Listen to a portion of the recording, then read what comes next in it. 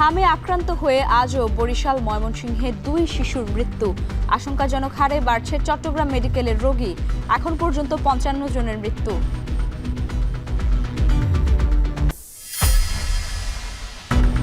কোরবানিকে কেন্দ্র করে হাট বাজারে বাড়ছে গবাদি পশু। খামার থেকে অনলাইনেও বাড়ছে বিক্রি। বাড়তি দামের অভিযোগ ক্রেতাদের।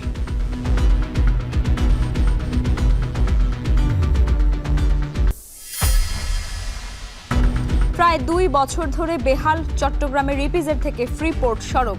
প্রতিদিন কয়েক লাখ মানুষের ভোগান্তি। সংস্কার না হওয়ায় ক্ষুব্ধ নগরবাসী। এই রাস্তা দিয়ে চট্টগ্রামের ইপিজেডের হাজার হাজার গার্মেন্টস কর্মীরা যায় সকালবেলা বিকেলবেলা। তারা খুবই ভোগান্ত। ব্যবসা বাণিজ্য নিয়ে যে কষ্ট পাইতেছে রাস্তাটা নিয়ে।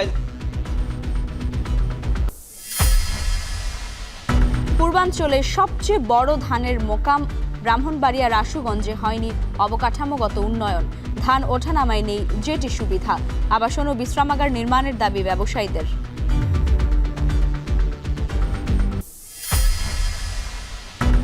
বরিশাল সিটি কর্পোরেশন ভবনের জীর্ণ দশা। দেয়ালে ফাটল, ছাদ থেকে খসে পড়ছে পলেস্তারা। ঝুঁকি নিয়ে কাজ করছেন কর্মকর্তা কর্মচারীরা। ঝুঁকির ভিতরে আছি। প্রতিটা স্টাফ কর্মচারী তারা ভয়ঙ্কর একটা অবস্থায়। সেদিন যেমন ঝড় হলো যেদিন, সেদিনও কিন্তু এখানে অনেক প্লাস্টার খসে পড়ছে। নড়াইলের লিচুর গ্রাম পঙ্কবিলায় চলছে লিচুর বেচাকেনা। বাগানে বাগানে বেড়েছে ব্যবসায়ীদের আনাগোনা। ভালো ফলন ও দাম পেয়ে খুশি চাষিরা।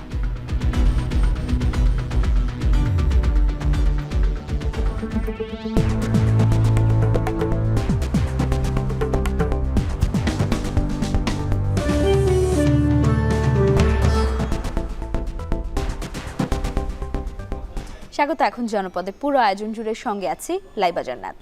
দেশের বিভিন্ন জেলায় ছড়িয়ে পড়েছে হামের সংক্রমণ। প্রতিদিনই ঘটছে প্রাণহানি। আজও ময়মনসিংহ ও বরিশালে 2 শিশুর মৃত্যু হয়েছে। একইভাবে চট্টগ্রামে গেল 2 মাসে মারা গেছে 55 জন। বিস্তারিত জানাতে ময়মনসিংহ থেকে যুক্ত হচ্ছেন হারুনুর রশিদ, চট্টগ্রাম থেকে ফয়সাল করিম এবং নোয়াখালী থেকে নাসিম শুভ। শুরুতে চলে যাচ্ছে ময়মনসিংহে হারুনের কাছে। হারুন, হামে প্রাণহানি কেন ঠেকানো যাচ্ছে না? চিকিৎসকরা এ ব্যাপারে কি বলছেন?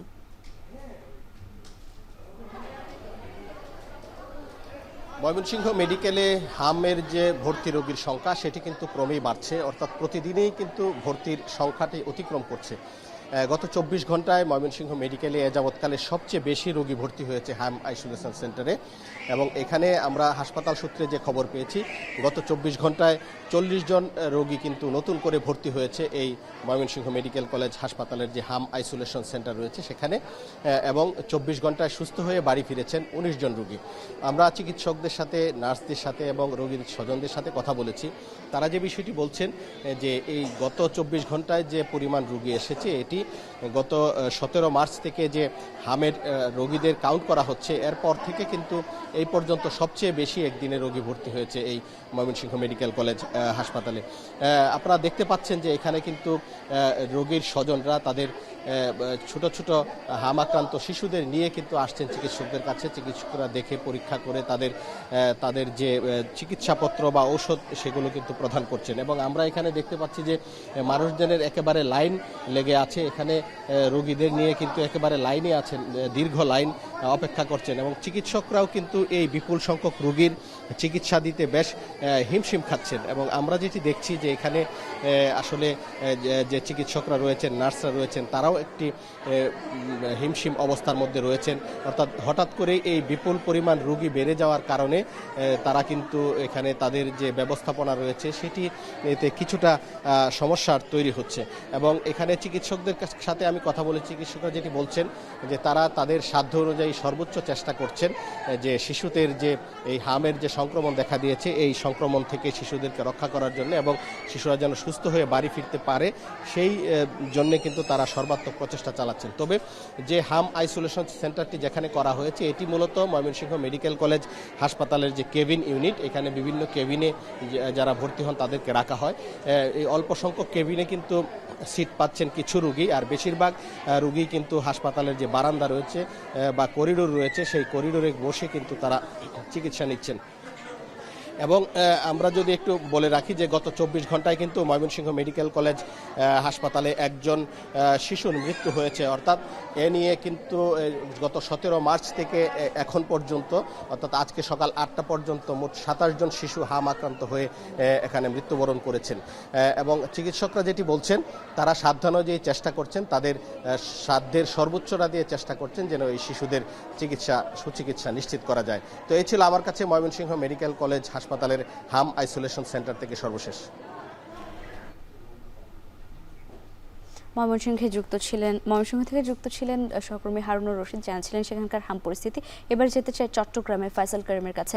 ফয়সাল, দিন দিন তো আক্রান্তের সংখ্যা বেড়েই চলেছে, চিকিৎসকরা এই বিষয়টি নিয়ে কি বলছেন?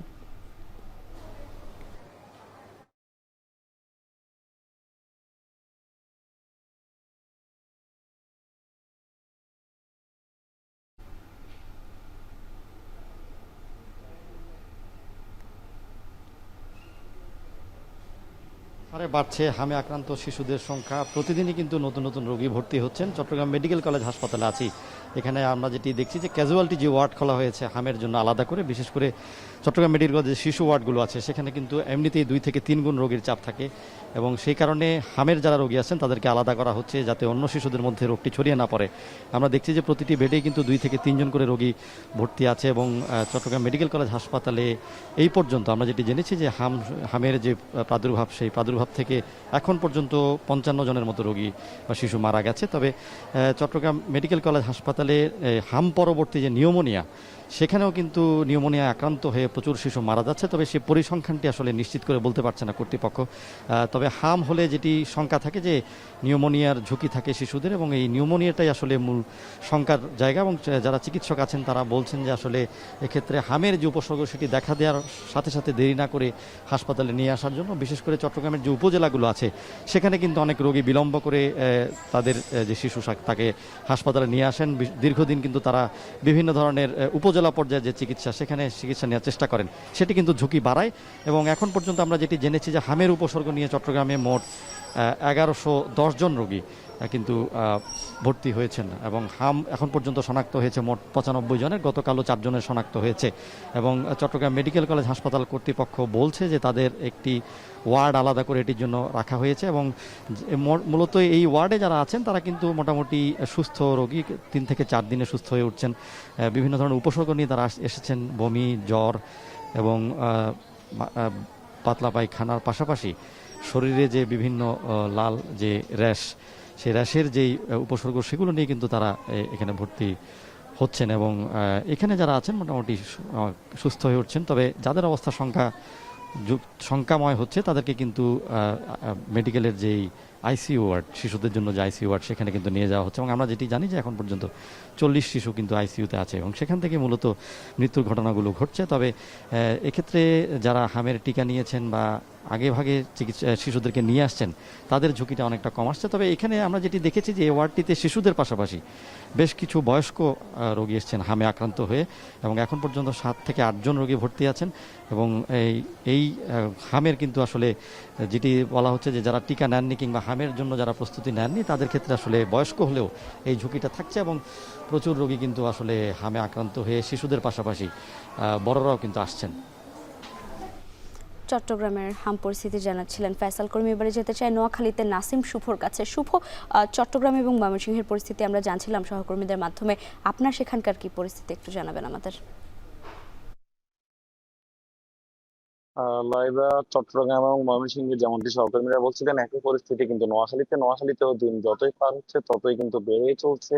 আমের প্রকোপটি কোনোভাবেই কমছে না। কিন্তু আমরা সকাল থেকেও নোয়াখালী যে 250 শয্যা বিশিষ্ট নোয়াখালী জেনারেল হাসপাতাল রয়েছে সেখানে এসেছি, এবং এখানে এসে ডায়রিয়া ওয়ার্ড, শিশু ওয়ার্ড এবং হামের যে পৃথক আইসোলেশন ওয়ার্ড রয়েছে 3টি ঘুরে দেখেছি, এবং জানতে পেরেছি এখানে কিন্তু আজ 133 জনের মতো হাম আক্রান্ত বিভিন্ন বয়সী রোগী যারা চিকিৎসা সেবা নিচ্ছেন, যেটি গতকাল ছিল 135-এর মতো। অর্থাৎ গতকাল থেকে 2 জন কমলেও সব মিলিয়ে কিন্তু এখন পর্যন্ত বেড়েই চলেছে, এবং এই অতি বাড়তি রোগীর কারণে কিন্তু তাদের বাড়তি রোগীর চাপ সামাল দিতে হিমশিম খেতে হচ্ছে হাসপাতাল কর্তৃপক্ষকে। কারণ হসপিটালে একদিকে জনবল সংকট, অন্যদিকে হামের রোগীদের পৃথকভাবে পরিচর্যা করতে গিয়ে তাদের বাড়তি জনবলের বাড়তি ডিউটি করতে হচ্ছে। আমি কথা বলেছি এখানে যিনি আবাসিক চিকিৎসা কর্মকর্তা রয়েছেন তার সাথে, তিনি জানিয়েছেন আসলে প্রতিদিনই হামে আক্রান্ত হয়ে 6 মাস থেকে শুরু করে প্রায় 30 থেকে 40 বছর বয়সী পর্যন্ত বিভিন্ন বয়সের রোগী কিন্তু এখানে আসছেন, ভর্তি হচ্ছেন এবং চিকিৎসা সেবা নিচ্ছেন। পাশাপাশি কিন্তু আমি কথা বলেছিলাম নোয়াখালী সিভিল সার্জনের সাথে, তিনি জানিয়েছেন সদর হাসপাতালের পাশাপাশি নোয়াখালীর যেই উপজেলা স্বাস্থ্য কমপ্লেক্স গুলো রয়েছে সেগুলোতেও কিন্তু প্রতিনিয়ত হামের বিভিন্ন উপসর্গ নিয়ে বিভিন্ন বয়সের রোগীরা ভর্তি হচ্ছেন এবং চিকিৎসা সেবা নিচ্ছেন। এর পাশাপাশি যে বেসরকারি হাসপাতালগুলো রয়েছে সেগুলোতেও কিন্তু প্রতিনিয়তই হামে আক্রান্ত বিভিন্ন রোগীরা ভর্তি হচ্ছেন। তো একটি আশার কথা হচ্ছে এখন পর্যন্ত কিন্তু নোয়াখালীতে কোনো মৃতের ঘটনা ঘটেনি হামে আক্রান্ত হয়ে, অর্থাৎ হামে আক্রান্ত হয়ে মৃত্যুর হার কিন্তু এখন পর্যন্ত শূন্য। তো সিভিল সার্জন জানিয়েছেন আসলে হামের বর্তমান যে পরিস্থিতি, এই পরিস্থিতিতে আসলে তারাও তাদের যে জনবল সেই জনবল দিয়ে কিন্তু তারাও প্রচুর হিমশিম খেতে হচ্ছে এবং তারা বলছেন সরকারের পক্ষ থেকে যে টিকা সেটি কিন্তু জনসাধারণের মাঝে দেওয়া হচ্ছে এবং আশা করা যাচ্ছে এই মাসের শেষ নাগাদে কিন্তু এই পরিস্থিতিটা কিছু হলেও স্বাভাবিক হবে। তো এই ছিল আসলে নোয়াখালী থেকে হাম পরিস্থিতি নিয়ে আমার কাছে এখন অব্দি সবশেষ। লাইবা, দেশের বিভিন্ন জায়গা থেকে হাম পরিস্থিতির সবশেষ খবর জানাচ্ছিলেন সহকর্মীরা। কোরবানির সামনে রেখে হাট বাজারে উঠতে শুরু করেছে গবাদি পশু। হাট বাজারের পাশাপাশি অনলাইনেও শুরু হয়েছে বিক্রি। আর এই বিষয়ে বিস্তারিত জানাতে বগুড়া থেকে যুক্ত হচ্ছেন মাজেদুর রহমান, কুষ্টিয়া থেকে যুক্ত হবেন মেজবাউদ্দিন পলাশ এবং নারায়ণগঞ্জ থেকে থাকবেন ইমরান আলী সজীব। শুরুতে চলে যাচ্ছে বগুড়ায় মাজেদের কাছে। মাজেদ, জানাবেন যে জেলার হাট বাজারে কোরবানির পশু সরবরাহ কেমন দেখছেন আর বেচা কেনা হচ্ছে কিনা? আপনি জানেন যে আর মাত্র 20 দিনের পরেই কিন্তু ঈদুল আজহা, আর ঈদুল আজহা উপলক্ষে যে কুরবানি হাটগুলো সেটা কিন্তু বেশ জমজমাটভাবে চলতে শুরু করেছে। কিন্তু আজকে যে হাটটিতে আমরা রয়েছি সেটি হলো বগুড়ার একটি বিখ্যাত হাট, সেটি হলো দুপচাচিয়া ধাপের হাট। এই হাটে কিন্তু সকাল 8টার থেকে গরু আসা শুরু করেছে এবং এই হাটটি চলবে 5টা পর্যন্ত। এবং এই হাটের যে গরুগুলো আসে সেই গরুগুলো সবগুলোই কুরবানিযোগ্য গরু। এবং এই হাটে আজকের যে দরদাম, সেই দরদামের কথা যদি আমি বলি, যে মাঝারি গোছের যে গরু দেখা যাচ্ছে সেটির দাম হলো 80 থেকে 1,20,000 1.5 লাখ পর্যন্ত।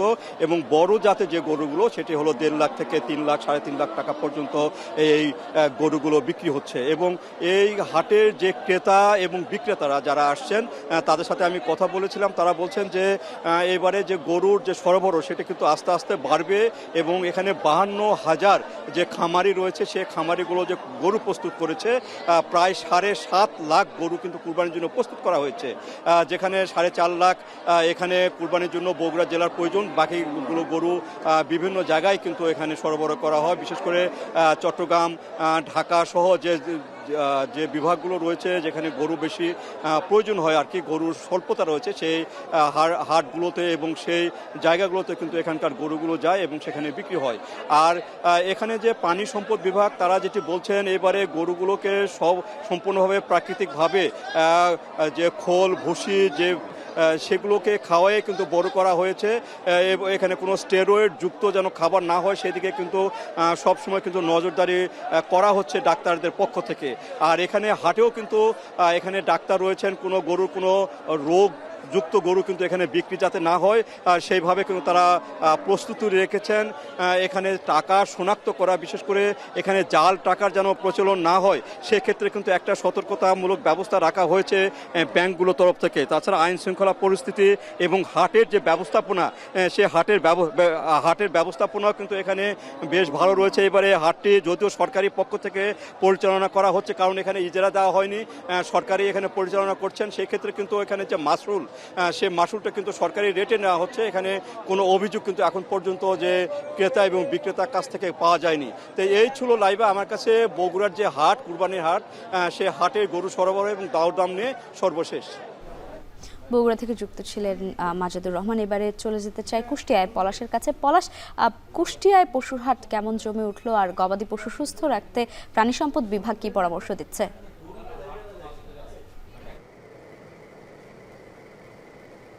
লাইবা এখনো কিন্তু যে বাজারগুলো সেই বাজারগুলো কিন্তু এখনো জমে ওঠে নাই, তবে যে এই যে বাজারে কিন্তু যে ঠিক আমার পেছনে দেখছেন যে এটি কিন্তু একটি খামার, এই খামারগুলো থেকে কিন্তু যে গরুগুলো কিন্তু প্রস্তুত করা হচ্ছে এবং একেবারেই যে খামারিরা যারা রয়েছেন তাদের কিন্তু ব্যস্ততা চরম পর্যায়ে রয়েছে এবং তারা কিন্তু শুধুমাত্র যে এই ঈদ উল আজহাকে কেন্দ্র করে কিন্তু তারা এই গরুগুলো আসলে লালন পালন করছেন এবং তারা কিন্তু বাজারে দাম পাওয়ার যে বিষয়টি এখন পর্যন্ত কিন্তু আসলে যে বেচা বিক্রির যে বিষয়টি সেটি কিন্তু আসলে বাড়ে নাই। তারা বলছেন যে এবছর কিন্তু আসলে গোখাদ্যের দাম বেশি, এছাড়াও যে অন্যান্য যে বিষয়গুলো কিন্তু রয়েছে সেই ক্ষেত্রে কিন্তু তাদের কিন্তু একটা ব্যাপক একটা খরচের যে বিষয়টি সেটি কিন্তু তারা বলছেন যে শুধুমাত্র যে পার্শ্ববর্তী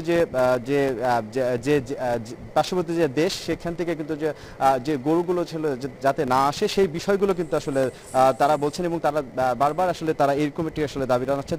তা না হলে কিন্তু তারা কিন্তু একটা বড় একটি ক্ষতির মুখে পড়বেন এমনটি কিন্তু তারা বলছেন। তবে এই ক্ষেত্রে আসলে একটু বলে রাখি যে কুষ্টিয়ার যে গবাদি পশু সেই পশুর যে চাহিদা কিন্তু সারা দেশের মানুষের কাছে কিন্তু ব্যাপক থাকে এবং সেই ক্ষেত্রে যে এই পছন্দের তালিকার থাকার কারণে কিন্তু যে এবছর কুষ্টিয়া জেলায় যে 2 লাখ যে গবাদি যে পশু সেটি কিন্তু প্রস্তুত রাখা হয়েছে এবং যে 19,000 অধিক যে খামারে সেগুলো কিন্তু আসলে প্রস্তুত রাখা হচ্ছে এবং এমনটি কিন্তু আসলে কুষ্টিয়ায় কিন্তু রয়েছে। এই ছিল আমার কাছ থেকে কুষ্টিয়া থেকে লাইবা। এবারে যাব নারায়ণগঞ্জে ইমরান আলী সজীবের কাছে। সজীব, একটু জানাবেন যে নারায়ণগঞ্জে কি পরিমাণ পশু প্রস্তুত করা হয়েছে আর খামারিরা কি বলছেন? লাইবা, নারায়ণগঞ্জে এখনো পর্যন্ত আসলে যেই কোরবানির যে পশুর হাট সেই হাটের কিন্তু এখনো ইজারা যে কার্যক্রম সেগুলো শুরু হয়নি, হয়তো আরো কয়েকদিন সময় লাগবে। তো এই মুহূর্তে কিন্তু আসলে খামারগুলো যেগুলো প্রস্তুতের কথা যদি আপনি জানতে চাচ্ছিলেন যে সেই খামারগুলো কিন্তু প্রস্তুত রয়েছে। আমরা কিন্তু এখন রয়েছি নারায়ণগঞ্জের একটি খামারে, আমরা দেখতে পাচ্ছেন যে এখানে কিন্তু আসলে বেশ বড় বড় গরু দেখা যাচ্ছে। তো জেলা প্রাণী সম্পদ কর্মকর্তা যে তথ্য সেই তথ্য মতে কিন্তু নারায়ণগঞ্জে এবছর কোরবানির যে পশু সেই পশুর চাহিদা রয়েছে 1,03,000 এবং সেই অনুযায়ী খামারগুলোতে প্রস্তুতের কথা বলছেন যে 1,13,000 পশু কিন্তু এখন পর্যন্ত প্রস্তুত রয়েছে। অর্থাৎ বলা যায় যে 10,760টি পশু উদ্বৃত্ত রয়েছে জেলায় এখন পর্যন্ত। মানে এই বছর এই প্রাণী সম্পদ অধিদপ্তরের দেওয়া তথ্য মতে এবছর আসলে এখন পর্যন্ত কোনো ঘাটতির কথা নেই।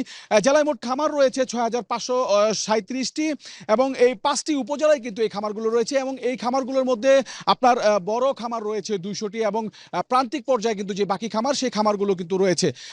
এবং এই খামার ছাড়াও কিন্তু অস্থায়ী যে পশুর হাটগুলো ইজারা দেওয়া হবে আসন্ন কোরবানির যে ঈদকে কেন্দ্র করে সেই হাটে কিন্তু এই আরো অতিরিক্ত কিছু পশু সেখানে আসে বিভিন্ন জেলা থেকে। তো সব মিলিয়ে বলা যায় যে এবছর যে খামারি পশুর যে চাহিদা সেই চাহিদার উদ্বৃত্ত পশু কিন্তু নারায়ণগঞ্জ জেলায় রয়েছে এবং পাশাপাশি শুধু কোরবানি উপলক্ষে গরুই নয়, এখানে ছাগল এবং দুম্বা সহ মহিষ সহ কিন্তু বিভিন্ন জাতের পশু এখানে রয়েছে এবং এই সবচেয়ে বড় বিষয় আরেকটি বিষয় যে এই পশুগুলো কিন্তু আসলে বিভিন্ন নাম দেওয়া হচ্ছে। আপনার বিভিন্ন নানা রকমের যে নাম আছে সেই নামগুলো কিন্তু রয়েছে। তো নারায়ণগঞ্জ থেকে পশুর খামার থেকে এই ছিল সবশেষ লাইবা। কোরবানির সামনে রেখে হাট বাজারে উঠতে শুরু করেছে গবাদি পশু, আর তারই খবর জানাচ্ছিলেন আমাদের সহকর্মীরা। প্রায় 2 বছর ধরে বেহাল দশা চট্টগ্রামের ইপিজেড থেকে ফ্রিপোর্ট পর্যন্ত প্রধান সড়কের 1.5 কিলোমিটার অংশ। গুরুত্বপূর্ণ এই সড়ক হয়েই প্রতিদিন বিমানবন্দর, 2টি ইপিজেড, চট্টগ্রাম বন্দর সহ গুরুত্বপূর্ণ স্থানে যাতায়াত করেন কয়েক লাখ মানুষ। যানজট, ভোগান্তি, দুর্ঘটনা আর আতঙ্ক এই পথের যাত্রীদের নিত্যসঙ্গী। 2 বছরেও মেরামত বা সংস্কারে উদ্যোগ না নেয় ক্ষুব্ধ রয়েছেন সেখানকার মানুষরা এবং চসিক বলছে অন্য সংস্থা এলিভেটেড এক্সপ্রেসওয়ের কাজ করায় এই সড়ক সংস্কার সম্ভব নয়। আর দুর্ভোগের জন্য সিডিএ আর ঠিকাদারের গাফিলতিকেই দায়ী করছেন মেয়র। বিস্তারিত জানাচ্ছেন শোয়েব রহমান। ইপিজেড এলাকার এম এ আজিজ সড়ক। এই সড়ক যুক্ত করেছে চট্টগ্রাম বন্দর, বিমানবন্দর, ইপিজেড ও কেইপিজেড সহ অসংখ্য গুরুত্বপূর্ণ প্রতিষ্ঠানকে। নগরীর প্রধান এই সড়কের ইপিজেড অংশ গত 2 বছর ধরে পরিত্যক্ত। বাধ্য হয়ে কারো আসতে হলে আতঙ্কে এ পথ পাড়ি দেন। প্রশ্ন হলো, কেন এ দীর্ঘ সময়েও মেরামত বা সংস্কার হয় না সড়কের 1.5 কিলোমিটার অংশ? এই সড়ক ধরে আশেপাশের হাজার হাজার মানুষ ছাড়াও ইপিজেডের লাখ লাখ শ্রমিক দৈনিক যাতায়াত করেন। বিধ্বস্ত সড়কের বড় বড় গর্তে পড়ে নাকাল হচ্ছেন যানবাহন চালক আর যাত্রীরা। সড়কে পাশাপাশি চলছে পণ্যবাহী কাভার্ড ভ্যান, ট্রাক, বাস এবং ছোট যানবাহন। স্থানীয়দের অভিযোগ, সিটি কর্পোরেশন দীর্ঘদিন ধরে সড়কটি সংস্কার করছে না। এতে দিনে দিনে পরিস্থিতি ভয়ঙ্কর হয়ে উঠছে। দুর্ঘটনা ঘটে, অনেক সময় দেখা যাচ্ছে গাড়ি অ্যাক্সিডেন্ট হয়, নষ্ট হয়ে যায়। সাধারণ জনগণ আমরা বড় বিপদের মধ্যে আছি, যে কোনো মুহূর্তে মারাত্মক দুর্ঘটনা করতে পারে। বিধ্বস্ত এই সড়কে প্রতিনিয়ত ঘটছে দুর্ঘটনা। সড়কেই অকেজো হয়ে বন্ধ হচ্ছে যান চলাচল, সৃষ্টি হচ্ছে দীর্ঘ যানজটও। ক্ষতিগ্রস্ত হচ্ছে এখানকার ব্যবসা, শিক্ষা কিংবা সেবাধর্মী প্রতিষ্ঠানগুলোও। এই রাস্তা দিয়ে চট্টগ্রামের ইপিজেডের হাজার হাজার গার্মেন্টস কর্মীরা যায় সকালবেলা বিকেলবেলা, আর খুবই ভোগান্ত। আমরা ব্যবসা বাণিজ্য নিয়ে যে কষ্ট পাইতে আছি, রাস্তাটা নিয়ে আইজা পড়াই কতটা বছর, কিন্তু রাস্তার কোনো কাজ আজ পর্যন্ত শেষ করতে পারতেছে না। সড়কের পাশেই মাটির স্তূপ জমিয়ে সেখানে চলছে এক্সপ্রেসওয়ের লুপ তৈরির কর্মযজ্ঞ। পাশেই চলছে ফুটপাত নালা নির্মাণের কাজ। ফলে সড়কের পাশাপাশি পায়ে হেঁটে যাতায়াতও দুর্বিষহ হয়ে উঠেছে। সিটি কর্পোরেশন বলছে, এক্সপ্রেসওয়ে নির্মাণ কাজে জড়িত ঠিকাদার প্রতিষ্ঠান ম্যাক্স কর্পোরেশন এর গাফিলতিতে এমন পরিস্থিতি সৃষ্টি হয়েছে। এলিভেটেড এক্সপ্রেসওয়ে সেখানে র্যাম নামার কারণে গিয়ে তারা আসলে এই মাটিগুলো জমিয়ে রেখেছে এবং সেখানে রাস্তাটার কাজও আমরা করতে পারছি না। আমরা তাদেরকে কালকে ডেকেছিলাম এবং স্ট্রংলি আমি বলেছি যে 2-3 দিনের মধ্যে তারা যাতে এখানগুলো মাটি সরিয়ে দেয়, আমরা সে র্যাম করুক না করুক আমরা সেখানে রাস্তা করে দেব। এটি ছাড়াও নগরীর অক্সিজেন কোয়াশ সড়ক, কালুরঘাট বিসিক সড়ক সহ কয়েকটি সড়কের এখন এমন বেহাল দশা। দীর্ঘদিন ধরে সংস্কারের অভাবে নগরীর গুরুত্বপূর্ণ এই সড়কটির এখন এমনই কঙ্কালসার দশা। সড়কের বিভিন্ন অংশে পিচ ঢালাই উঠে গিয়ে সৃষ্টি হয়েছে বড় বড় গর্ত, যা রীতিমতো মানুষের জন্য মরণ ফাঁদে পরিণত হয়েছে।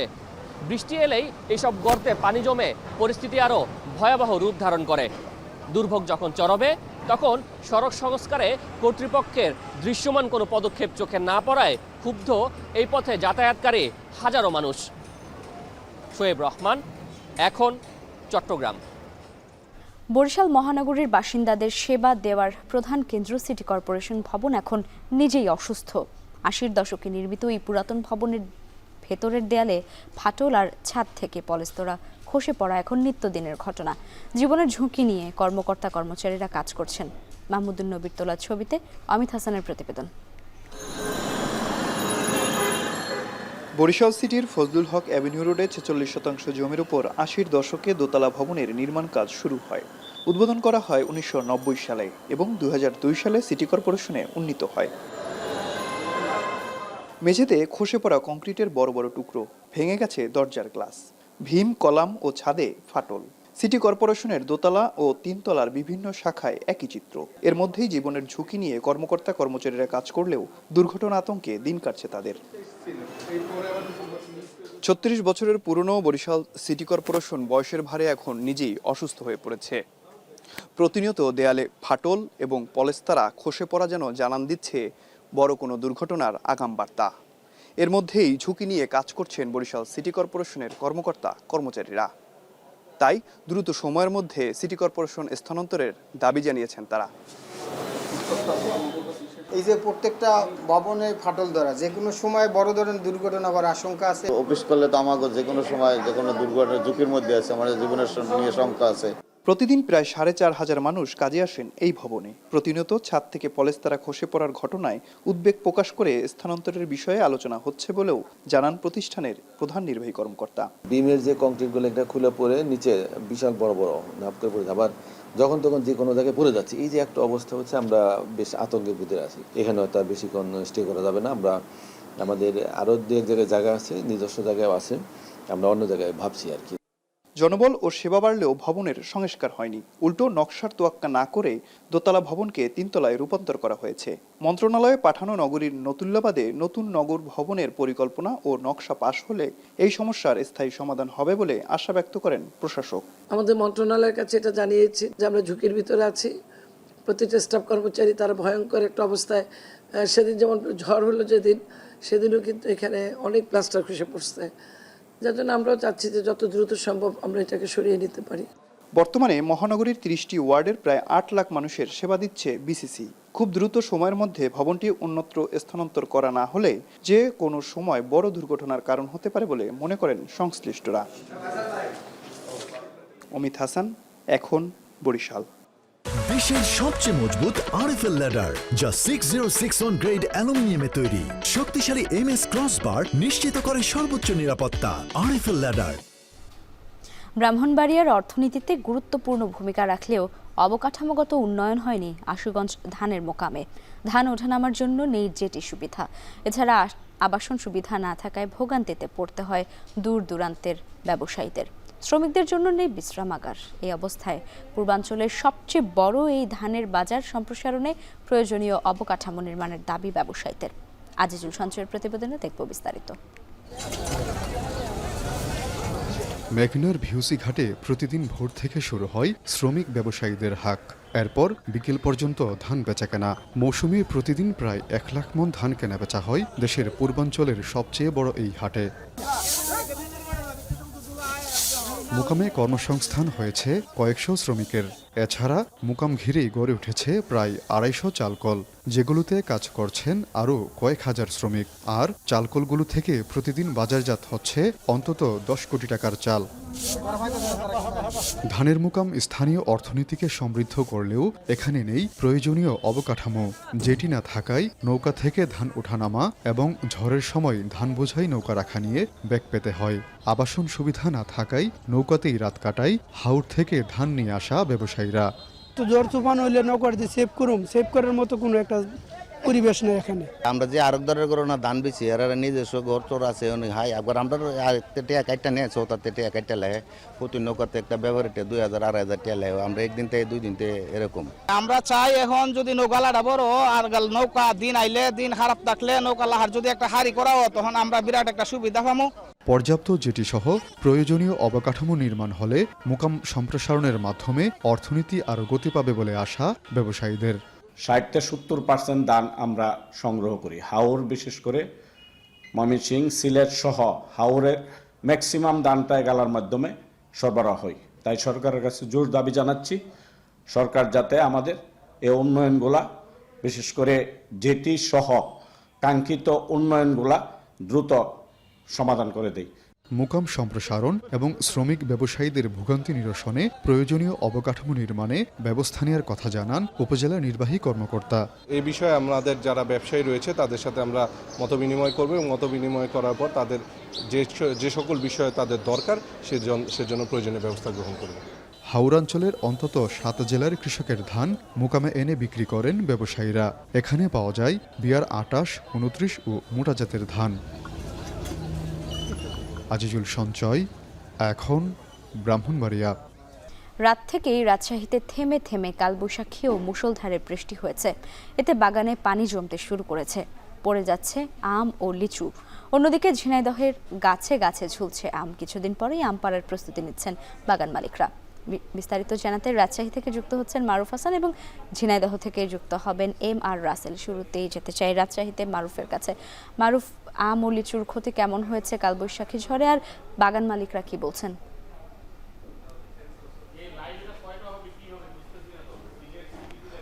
কিছুদিন পরে কিন্তু রাজশাহীর সুমিষ্ট যে আম সেটি কিন্তু বাজারে আসতে শুরু করবে। তার আগেই গতকাল রাত থেকে কিন্তু কালবৈশাখী ঝড় এবং মুষলধারে বৃষ্টির যে প্রভাব সেটি খানিকটা আমের বাগান এবং লিচুর বাগানে কিন্তু প্রভাব পড়েছে আমরা দেখতে পেয়েছি। বিশেষ করে যে বাগানগুলো একদমই নিচু জায়গায় আছে সেগুলোতে খানিকটা পানি জমে গেছে, যার কারণে অনেক গাছ কিন্তু ইতিমধ্যে হেলে পড়েছে এবং সেগুলোতে পরিচর্যার যে বিষয়টি থাকে, কৃষকরা সকাল থেকে গাছে খুঁটি দেওয়া থেকে শুরু করে গাছগুলোকে বিশেষ করে যে বাড়তি ডাল কিছু ছিল সেগুলো ছাঁটাইকরণের যে কাজ সেটি কিন্তু তারা চালিয়ে যাচ্ছেন। এবং আমরা দেখেছি যে লম্বা যে গাছগুলো ছিল যেগুলোতে মূলত বেশি আকারে ফল এসেছে, সেই গাছের অনেক ডালও কিন্তু ভেঙে পড়ে গেছে। সেই জায়গাগুলোতে আসলে কৃষকরা কাজ করছেন যাতে পরবর্তীতে বড় কোনো ঝড় বা বাতাস আসলে এই গাছগুলো স্বাভাবিকভাবে দাঁড়িয়ে থাকে, যাতে কোনো ফলের কোনো ক্ষতি না হয়। এই জন্যই কিন্তু তারা তাদের যে কাজ সেটি কিন্তু করে যাচ্ছেন।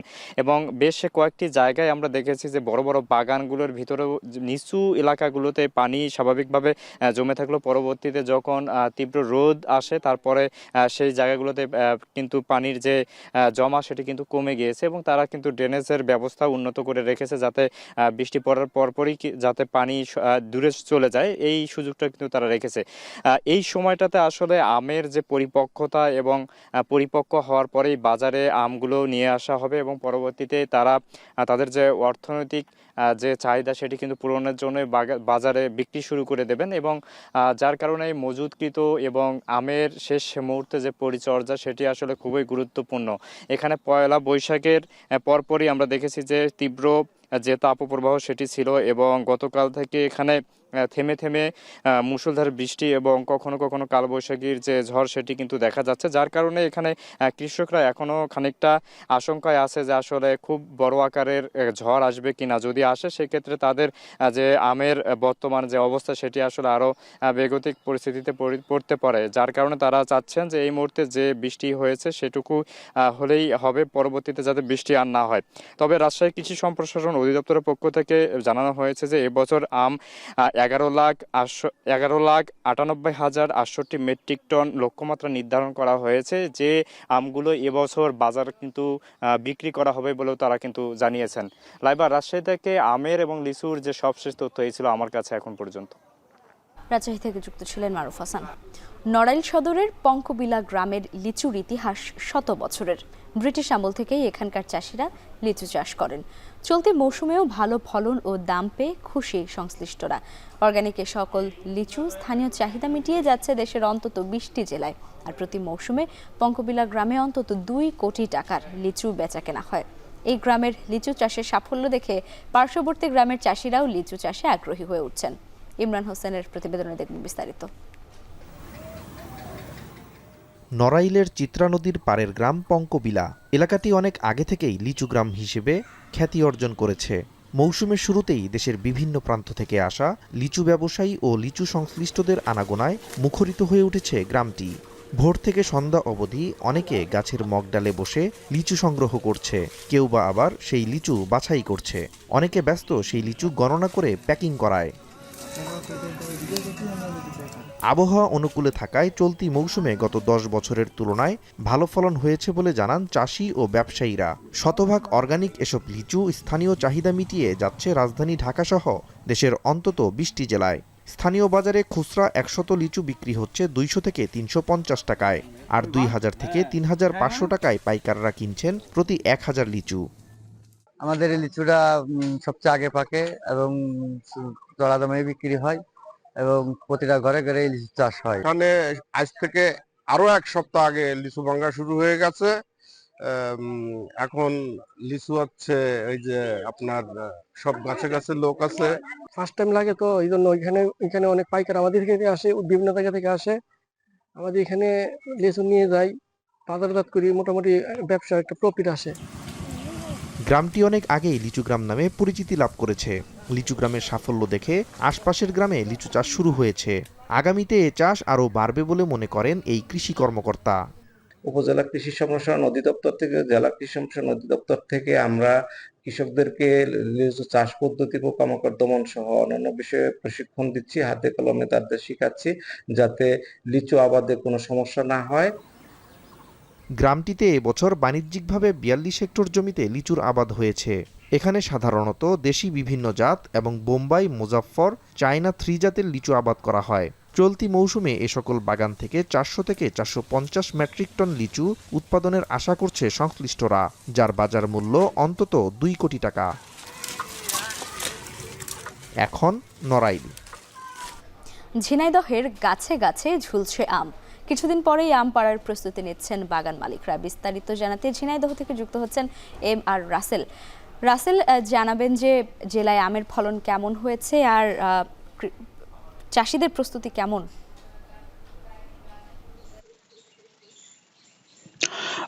লাইবা, শুরুতেই আপনাকে জানিয়ে রাখি বাংলাদেশের অন্যতম আম উৎপাদনের জেলা কিন্তু ঝিনাইদহ, এবং আমি এই মুহূর্তে রয়েছি ঝিনাইদহের সীমান্তবর্তী উপজেলা মহেশপুরে।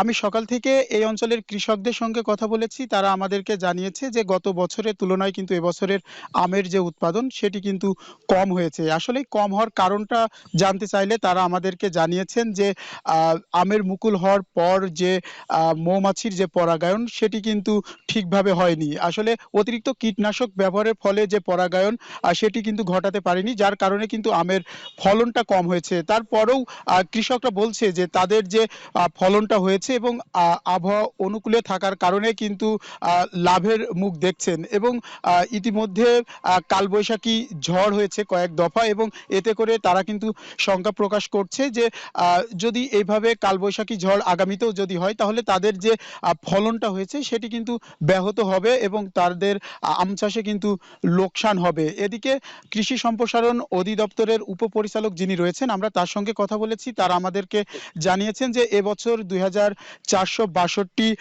হেক্টর জমিতে কিন্তু আমের চাষ হয়েছে এবং ৩,৮৬৪ মেট্রিক টন কিন্তু আমের লক্ষ্যমাত্রা রয়েছে এবং তারা বলছেন যে জ্যৈষ্ঠ মাসের মাঝামাঝি সময়ে প্রথমে গোপালভোগ এবং হিমসাগর আম এবং তার ১৫ দিন পর থেকেই কিন্তু যে আম্রপালি আম সেটি কিন্তু হারভেস্ট করা হবে। তো ইতিমধ্যেই ঝিনাইদহে যে ফলন হয়েছে সেটা কিন্তু অন্যান্য বছরের তুলনায় একটু কম হয়েছে। তো এই ছিল ঝিনাইদহের আম চাষের সর্বশেষ পরিস্থিতি। লাইবা। টাঙ্গাইলে চলতি মৌসুমে ১,৭৬,১৫০ হেক্টর জমিতে বোরোর আবাদ হয়েছে। তবে দফায় দফায় বৃষ্টিতে ক্ষতিগ্রস্ত আধা পাকা বোরো ধান। দুশ্চিন্তায় জেলার প্রান্তিক কৃষকরা। এ নিয়ে আরো জানাতে টাঙ্গাইল থেকে যুক্ত হচ্ছেন কাউসার আহমেদ। কাউসার, আবহাওয়া এখন কেমন দেখছেন জানতে চাই, আর ধান কাটতে কৃষকের কি ধরনের অসুবিধায় পড়তে হচ্ছে?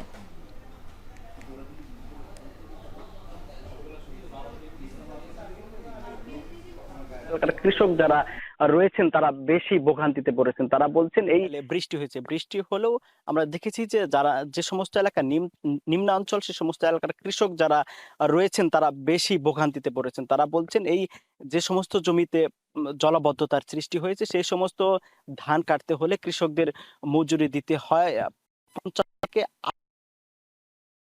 দুর্যোগের কারণে তাদের নানাভাবে দুর্ভোগ পোহাতে হচ্ছে। একদিকে তাদের আর্থিকভাবে ক্ষতিগ্রস্ত হচ্ছে, অন্যদিকে তাদের কর্ম ঘন্টা নষ্ট হয়ে যাচ্ছে। এছাড়াও ধান কাটার পর যে শুকাবে সেই শুকানো নিয়েও তারা পোহাতে হচ্ছে। একদিকে তাদের আর্থিকভাবে ক্ষতিগ্রস্ত হচ্ছে, অন্যদিকে তাদের কর্ম ঘন্টা নষ্ট হয়ে যাচ্ছে। এছাড়াও ধান কাটার পর যে শুকাবে সেই শুকানো নিয়েও তারা দুশ্চিন্তায় রয়েছে। আমরা দেখেছি যে নিম্ন অঞ্চলের যারা কৃষক তারা কেউ পানিতে নেমে ধান কাটছেন, কেউ বা ধান কাটার পর নৌকা করে তারা সেই গন্তব্যে নিয়ে যাচ্ছেন। সব মিলিয়ে কিন্তু যারা প্রান্তিক কৃষক রয়েছেন তাদের চরম ভোগান্তি পোহাতে হচ্ছে। আর এদিকে কৃষি কর্মকর্তারা বলছেন যে চলতি মৌসুমে জেলায় প্রায় ১,৭৬,০০০ হেক্টর জমিতে বোরো ধানের চাষ হয়েছে। আর এখান থেকে তারা উৎপাদনের লক্ষ্যমাত্রা নির্ধারণ করেছে প্রায় ৫ লাখ মেট্রিক টন। তারা বলছেন যে কৃষকরা যাতে আগে ধান সেই মেশিন ব্যবহারের অনুরোধ রয়েছে। তবে এখানে কৃষকরা অভিযোগ করেছেন যে হারভেস্টার মেশিনে যে নির্ধারিত দাম নির্ধারণ করা হয়েছে ধান কাটার জন্য সেখান থেকে তারা ৩০ থেকে ৪০ টাকা প্রতি শতাংশে বেশি নিচ্ছে বলে অভিযোগ রয়েছে। এই বিষয়ে কিন্তু এই কৃষি কর্মকর্তা সহ জেলা প্রশাসনের হস্তক্ষেপ কামনা করেছেন প্রান্তিক পর্যায়ের কৃষকরা।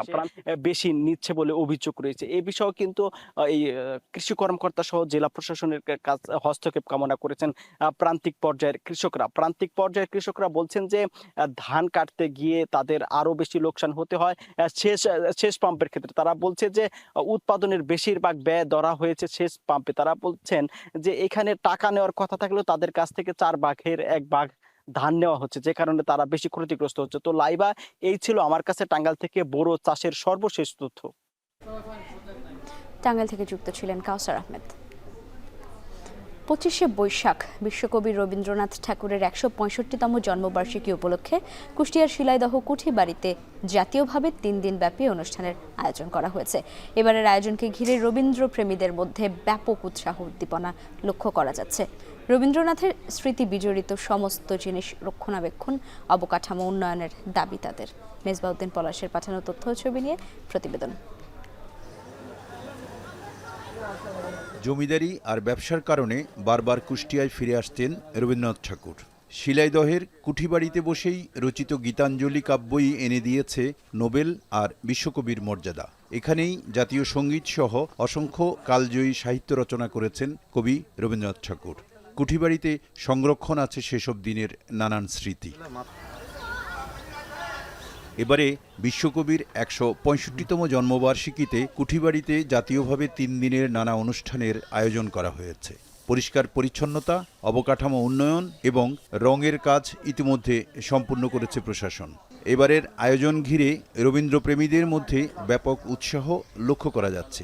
রবীন্দ্রনাথের স্মৃতিবিজড়িত জিনিসপত্র রক্ষণাবেক্ষণ, অবকাঠামো উন্নয়ন সহ জাঁকজমকভাবে অনুষ্ঠান পালন করার দাবি তাদের। পাশাপাশি গবেষণায় রবীন্দ্র বিশ্ববিদ্যালয় স্থাপনের দাবিও রবীন্দ্রপ্রেমীদের। তার কবিতা এগুলো বাঙালির মনে যে চেতনা বা ভালো লাগার সৃষ্টি করে, এগুলো নিয়ে আরও অনেক গবেষণা কর্ম দরকার। যে এই 25শে বৈশাখকে উপলক্ষ করে এখানে আসা হয়, তার সাহিত্য এখান থেকেও আমাদের এই বাংলা থেকেও কিছু সৃষ্টি করেছে। গরিব থেকে মহান সমস্ত মানুষের ভিতরেই তার একটা প্রভাব পড়েছিল, জনপ্রিয়তা খ্যাতি অর্জন করেছিল। কবিতা, তারপরে উপন্যাস যেগুলো আমি পড়েছি সেগুলো যেন এখানে এসে মনে হচ্ছে সত্যি সেগুলো জীবন্ত। সংস্কৃতি বিষয়ক মন্ত্রণালয় ও প্রত্নতত্ত্ব বিভাগের সহযোগিতায় 3 দিনের জাতীয় অনুষ্ঠানের আয়োজন করেছে জেলা প্রশাসন। সাংস্কৃতিক বিষয়ক প্রতিমন্ত্রী অনুষ্ঠানের উদ্বোধন করার কথা রয়েছে।